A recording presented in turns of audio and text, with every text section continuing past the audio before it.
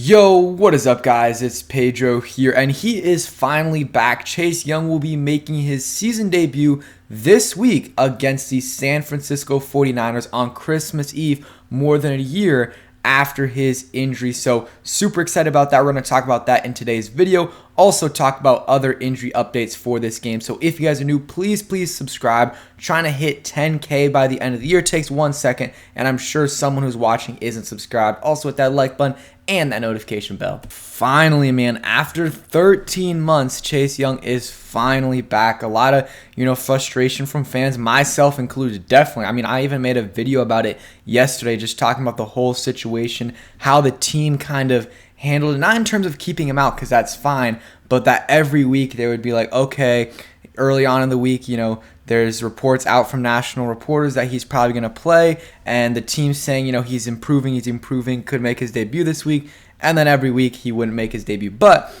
that's besides the point now. We're past that. Chase Young is going to be back this week. He's off the injury report, and I'm thankful for that for sure. I mean, number 2 overall pick in 2020, defensive rookie of the year. Like, he had a really good second half of that year. Last year, not so much, and at the very least, guys, we're going to get to see him play for these last 3 games. And, this game against the 49ers, it's probably going to be, he will be on a pitch count. I'll talk about that in a second. But we're at least going to see him get some snaps. And then the next week, his, snaps will probably go up even more. And then the third week, maybe close to full, maybe like 60% of what, his snaps would be normally, maybe like 70%.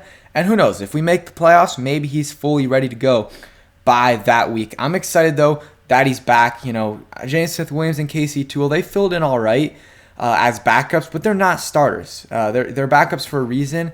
And I think having Chase Young will be a huge boost to this defense. So, yeah, I'm really excited to see what he can do. And like I said, we'll be on a pitch count. Totally understandable. I think that's the way to go for the first game. Let's say that pitch count is 15. Let's say I think they mentioned 15, but this was 3 weeks ago. So I don't know if that changes now. But let's just say it's 15. Hey, maybe, and that's fine. Put him in obvious passing situations and a couple run plays. Get him familiar with everything. Then next week, increase it to 25 snaps. And, or at least see how he feels. If he feels good, increase it to 25. And then the next week, 35, 40. And then after that, he should be good to go. And at the very least, this gives him some snaps at the end of the season to get more comfortable. And this is why, I wasn't like totally opposed to shutting him down for the year. But this is why I kind of wanted to see him play. Just because if he didn't play, it would be until next September that he would play. So basically 2 years without playing, 22 months almost without playing. He would be so rusty that would probably take him the whole entire season to get back to what he needs to be. Now he'll get some snaps, and he might be a little bit rusty to start out next year, but way less rusty than he would if he didn't play any games. And it always, when they come back from these injuries, even if they're fully healthy, knee-wise, it's a mental game too, and it just feels weird coming back from that injury. So a lot of times it takes a while for these guys to truly get back, even once they get back on the field. So it might, I'm not expecting huge numbers from Chase. I hope he does. But at this point, the last few weeks, just want to see him play. Just want to see him progress in terms of the amount of snaps he plays. Maybe get a sack or 2, but more stay on the field and also play disciplined, do what he's supposed to do, and help out this defense in a few moments. And that's what I want from Chase Young. That's honestly what I want from Chase Young, and I think I'll be satisfied, and a lot of people will be.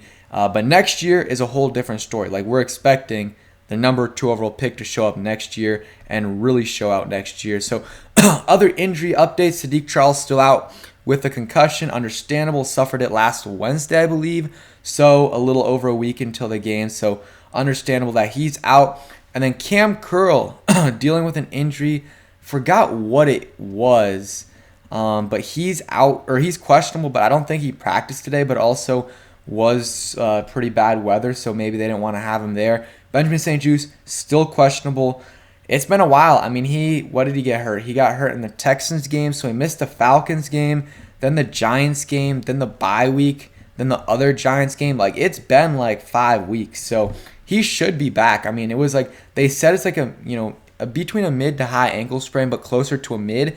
Usually high ankle sprains take like at max 6 weeks, so he should be back. He should be back. They should play him. This game's very important, and I know they don't have a great chance of winning. Still, though, you got to put all your players in and try to get the win if you can, because if you can steal this win, then you just got to win one of those last two, and I think that's a very, very good shot of that happening. If you lose this game, then you got to win the last two, and that's going to be tough. So play. I hope both those guys play. We saw what Cameron Crowe being out the first 2 weeks of the season. How our defense was. I'm sure him being out was not the only reason our defense was playing as bad as it was. William Jackson III was another reason.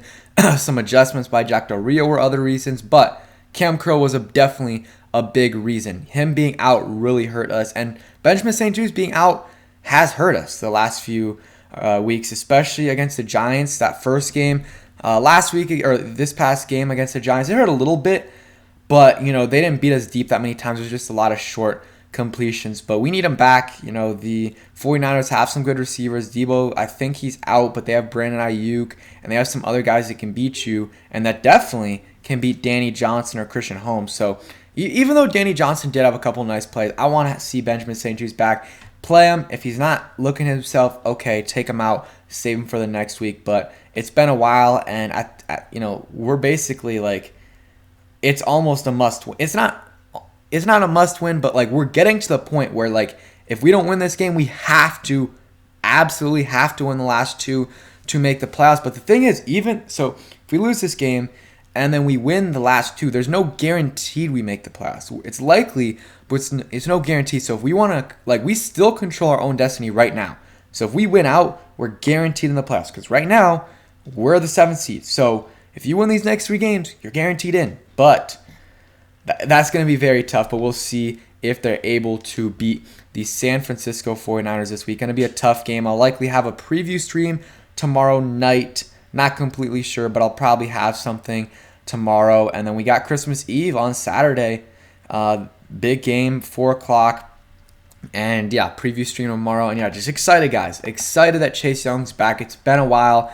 I got his jersey, been waiting to wear it, and I, of course, will be wearing it on Christmas Eve, hoping, he has a couple big plays. I'm not expecting much, but maybe a, splash play would be nice by former number 2 overall pick. So that is it for today's video. Hope you guys did enjoy. If you did, hit that like button, subscribe if you guys are new, and peace.